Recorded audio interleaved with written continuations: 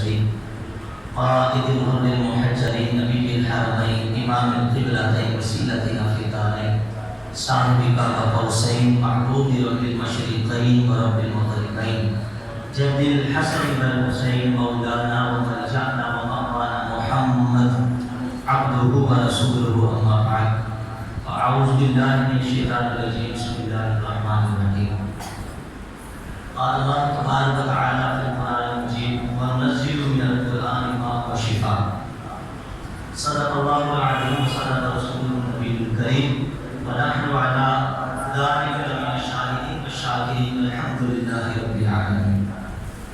جیسے ملتے ہیں لب نام محمد کے سبب، کاش مل جائے ہم سب نام محمد کے سبب.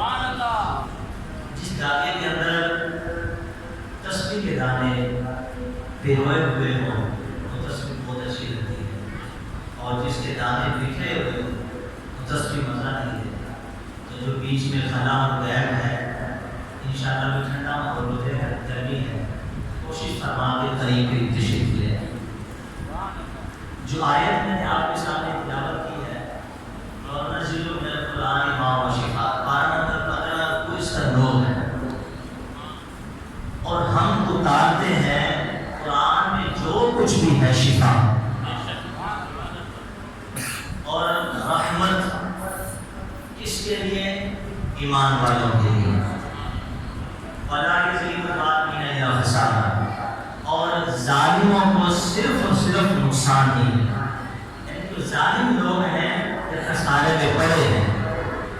اس سے پتہ چلا کہ اللہ کریم نے قرآن کریم کو ایمان والوں کے لیے رحمت بھی بنا کر بھیجا اور ایمان والوں کے لیے شفا بھی بنا کر بھیجا.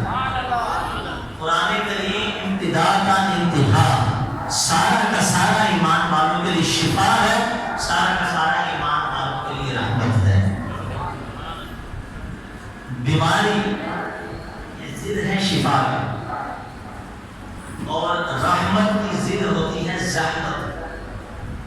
جہاں پر بیماری ہوگی وہاں شفا نہیں، اور جہاں زحمت ہے وہاں رحمت ہے. اس کو یوں لے لیجیے، جہاں شفا ہوگی وہاں بیماری نہیں ہوگی، اور جہاں رب کی رحمت ہوگی وہاں زحمت نہیں ہوگی.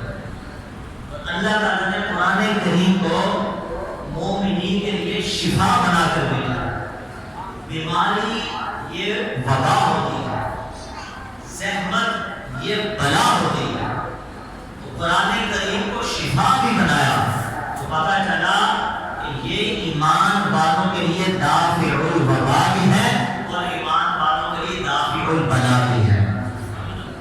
ہمارے گھروں کے اندر ہم جب غور کرتے ہیں تو گھروں میں بیماری آتی ہے، پریشانی آتی ہے، مصیبت آتی ہے، ہم گھروں کے اندر قرآن خوانی کرواتے ہیں، قرآن خوانی کرتے ہیں، قرآن پڑھا جاتا ہے. قرآن پڑھنے کی برکت سے گھر کی بیماری دور ہوتی ہے، گھر کی پریشانی دور ہوتی ہے، اور جتنی بلائیں جتنی وبائیں سب کی سب دور ہوتی ہیں.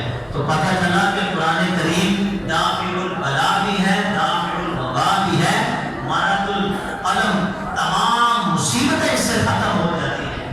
نفیس نکتہ جو مفسرین یہاں ذکر کرتے ہیں وہ کمال کا نکتہ یہ ہے کہ جو قرآن تمام ایمان والوں کے لیے دافع البلا بھی ہے، دافع الوبا بھی ہے. تو جس نبی کریم صلی اللہ علیہ وسلم کے قلب انور پر اس قرآن کا نزول ہوا، وہ نبی کریم علیہ السلام کی ذات بدرجہ عدم ایمان والوں کے لیے دافع البلا بھی ہے، دافع الوبا بھی ہے. مطلب کیا ہوا کہ آقا کا جب بھی ذکر کیا جائے گا، آقا کا جب بھی نام لیا جائے گا، ایمان والوں کے لیے مصطفیٰ کا ذکر، کہ ذکر رسول جو ہے یہ ایمان والوں کے لیے شفا بھی بن جائے گا، ایمان والوں کے لیے رحمت کا درجہ بھی بن جائے گا.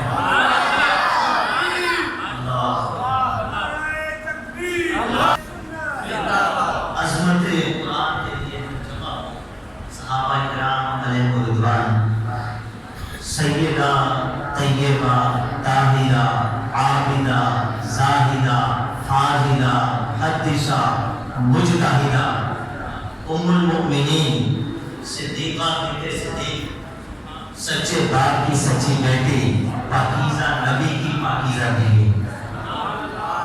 ہم سب کی امی جان حضرت عائشہ صدیقہ کے پاس صحابہ آئے، عرض کی ہمیں بتائیے کہ حضور کے اخلاق کیسے ہیں۔ آپ فرماتی مجھ سے میرے مصطفیٰ کے خلق کے بارے میں پوچھتے ہو، کانا خلق القرآن، قرآن نہیں پڑھا، الحمد سے والناس، سارا کا سارا میرے محبوب کا اخلاق ہی تو ہے، سارا کا سارا حبیب خدا کا خلق ہی ہے۔ قربان ہر انسان کے اندر بہت ساری کوالٹیز ہوتی ہیں، صفات ہوتی ہیں۔ کہا جاتا ہے کہ انسان بڑا جمیل ہے، انسان بڑا سخی ہے، انسان بڑا بہادر ہے، انسان بڑا متقی ہے، بڑا پرہیزگار ہے، بڑا عالم ہے، بڑا فاضل ہے۔ اللہ علیہ وسلم کی جو صفات ہے مخلوق میں لامحدود ہے، رب کے سوا ان صفات کو کوئی نہیں جانتا۔ ان میں ایک صفت کیا